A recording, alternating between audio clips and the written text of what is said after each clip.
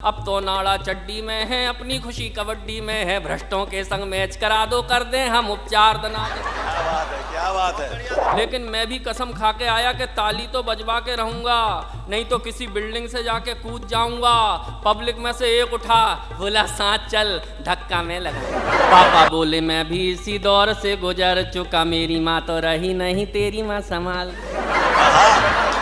उस आदमी का दिमाग खराब, उसने इनको 50,000 दिए, बोले मेरे बाप तुमने इसके कान में कहा क्या? ये बोले कुछ नहीं, सिर्फ इतना ही कहा, कवि हूँ, कविता सुना। एक दिन एक कबाड़ी आया, डैडी ने हमको तुलवाया, फोकट में भी ना ले पाया, ऐसे हम भंगार तना। माँ सरस्वती को प्रणाम करता हूँ, आप सभी को बहुत बहुत प्रणाम करता हूँ। हास्य का कवि हूँ, भोपाल से आया हूँ, प्रयास करूँगा आपके चेहरों पर मुस्कान लाने की। बस थोड़े मस्ती के साथ मुझे सुनिएगा, अगर आप मस्ती के साथ मुझे सुनेंगे तो मेरे अंदर भी ऊर्जा का संचार होगा। आइए शुरू करता हूँ। माँ ने कहा बेटा मेरा जोरू का गुलाम बना, बीबी बोली लगता है मुझे माँ का लाल। माँ ने कहा बेटा मेरा जोरू का गुलाम बना, बीबी बोली लगता है मुझे माँ का लाल तू। पापा बोले मैं भी इसी दौर से गुजर चुका, मेरी माँ तो रही नहीं, तेरी माँ संभाल। अच्छी शुरुआत। तो जब थे हम कुंवारे तब भी आदमी थे फालतू। अरे जब थे हम कुंवारे तब भी आदमी थे फालतू, आजकल भी हो गए हैं शादीशुदा पालतू। जब थे हम कुंवारे तब भी आदमी थे फालतू, आजकल भी हो गए हैं शादीशुदा पालतू। जब से कभी हुए हमें देख सभी कहने लगे आलतू जलालतू और आई वाला कोटाल। बहुत अच्छा सुनते हैं आप, सच में। कवि का दर्द रख रहे हैं आप सामने, कवि होना क्या होता है ये बता रहे हैं। एक नेता ने खाने में मांगा अचार, हमने दिया एक बार, उसने मांगा दूसरी बार, तीसरी बार, चौथी बार, और जब मांगा 5वीं बार तो हमने कहा सरकार ये अचार है, भ्रष्टाचार में। प्रणाम करते हैं। क्या बात कह दी, वाह। सच में बड़े समझदार श्रोता हैं। मैं तो जब मुंबई आया, एयरपोर्ट पे जैसे ही उतरा तो एक सज्जन मिल गए, बोले कहाँ से आए? मैंने कहा भोपाल से आया हूँ। बोले याद रखना मुंबई के लोग बड़े समझदार हैं। मैंने कहा अच्छी बात है। जैसे ही होटल में आया तो वहाँ के रिसेप्शन पे वो लड़का बैठा था, उसने कहा कहाँ से आए? मैंने कहा भोपाल से। बोले याद रखना मुंबई के लोग बड़े समझदार हैं। मैंने कहा अच्छी बात है। यहाँ जैसे ही आया तो आदरणीय प्रिंस ग्रोवर जी बोले दीपक भाई तुम भोपाल से आए हो, याद रखना मुंबई के लोग बड़े समझदार। मेरा दिमाग खराब, मैंने कहा भैया आप तो ये बताओ कि मुंबई के सब लोग समझदार हैं या एक आध बेवकूफ़ भी पाया जाता है? ये बोले नहीं, ज़रूरत पड़ने पर भोपाल से बुलाया। क्या बात है, क्या बात है। ये हास्य कवियों की स्थिति हो जाती है, भगवान कसम। आदरणीय महेश दुबे जी बैठे हैं, देश के बड़े हास्य के कवि, मुझसे बोले और दीपक दनादन आजकल क्या कर रहे हो? मैंने कहा भाई साहब मैं तो कुछ नहीं कर रहा हूँ, मेरी पत्नी जरूर जानवरों के सुधार के लिए बड़े काम कर रही है। इन्होंने मुझे नीचे से ऊपर देखा, ऊपर से नीचे देखा, बोले तेरी पत्नी जरूर जानवरों के सुधार के लिए काम कर रही होगी, लेकिन तुझमें तो कोई सुधार ही नहीं दिख रहा।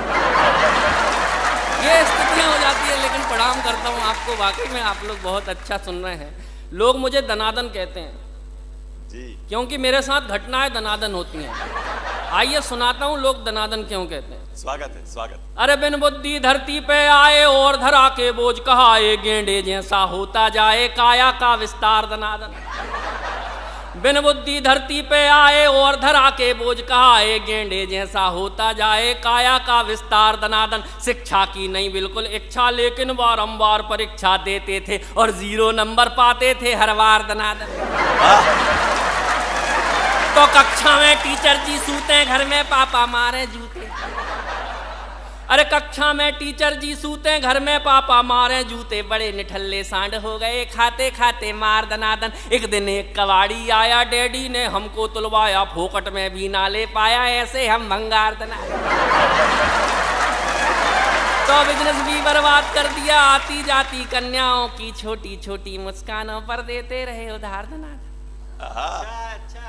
अरे बिजनेस भी बर्बाद कर दिया, आती जाती कन्याओं की छोटी छोटी मुस्कानों पर देते रहे उधार दनादन, वंचित रहे प्रेमिकाओं से, बॉयफ्रेंड की भूमिकाओं से, हर कन्या ने हम में देखा भैया का किरदार दनादन। तो हमने तिकड़म खूब लगाई जैसे तैसे एक पटाई। अरे हमने तिकड़म खूब लगाई जैसे तैसे एक पटाई, फेरे लेके बनी लुगाई टुन सी दमदार दनादन। हमने तिकड़म खूब लगाई जैसे तैसे एक पटाई, फेरे लेके बनी लुगाई टुन सी दमदार दनादन। हम तो ठहरे चश्माधारी कहलाते थे सबसे भारी, लेकिन निकली अपनी नारी हिटलर का अवतार दनादन। मेरे मामा कहते थे कि सुबह सुबह जल्दी उठ के सड़क पे दौड़ लगाया करो, स्वास्थ्य अच्छा होता है। भगवान कसम एक दिन उठ गया सुबह 4 बजे।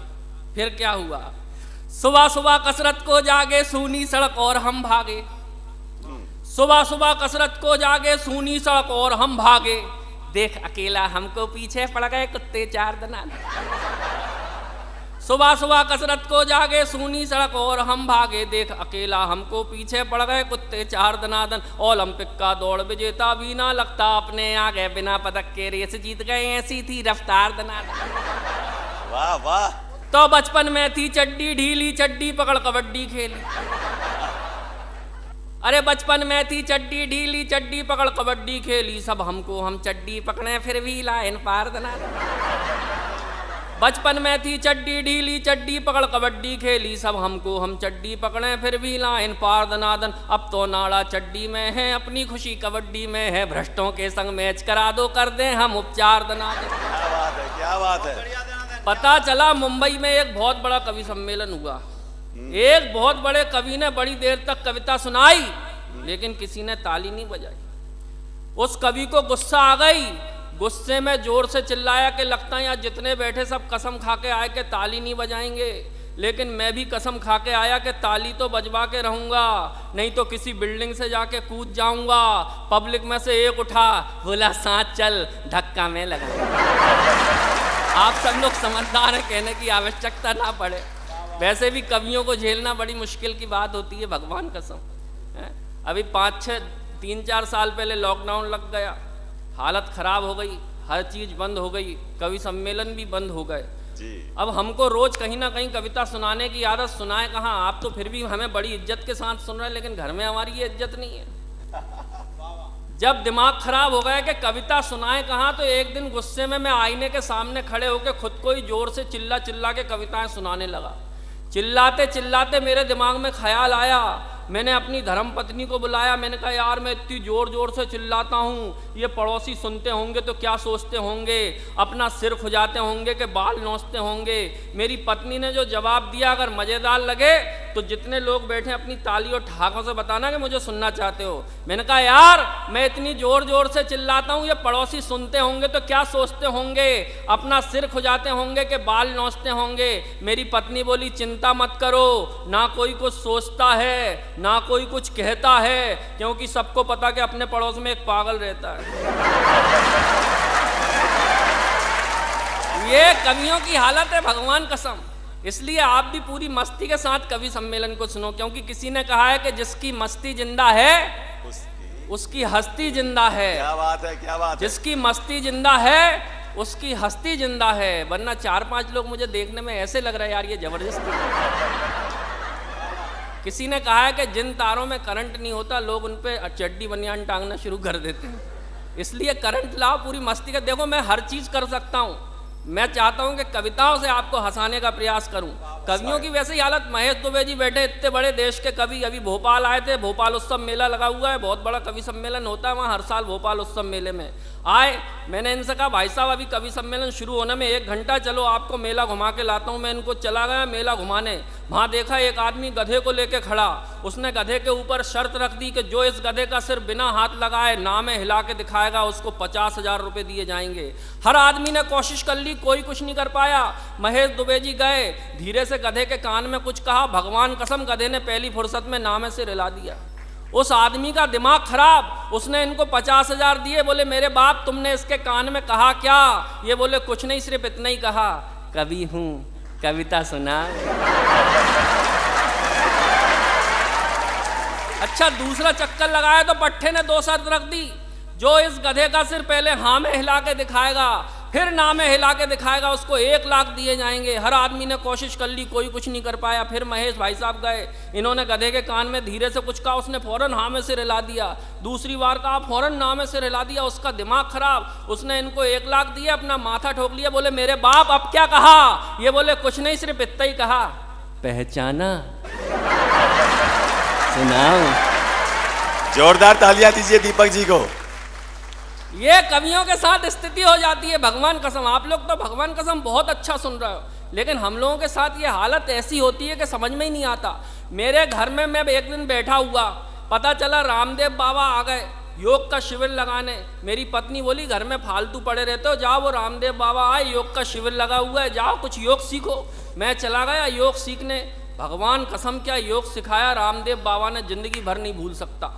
बाबा तो बैठे हमसे 40 फीट दूर और हमें पकड़ा दी 1-1 फीट की दरी। थोड़ी देर में एक बुजुर्ग मेरे पीछे आके बैठ गए, पता नहीं कौन से महीने का जुखाम उनको। हर 1 मिनट में रुमाल ने और सर करके भर के रखे। मेरा दिमाग खराब के पता नहीं अब क्या होगा। थोड़ी देर में रामदेव बाबा बोले दाईं ओर से सांस खींचो। सबने खींची, वो बुजुर्ग अंकल ने जो सड़सड़ा के खींची, काली नहीं आई कि सड़सड़ाहट ऐसी बन गई, अभी भी नहीं आ रही है। भगवान कसम मेरा दिमाग खराब हो गया। थोड़ी देर में रामदेव बाबा बोले और खींचो। उसने और सड़सड़ा के खींच ली, लास्ट पॉइंट तक बंदूक भर ली। मेरी रीढ़ की हड्डी कांप गई।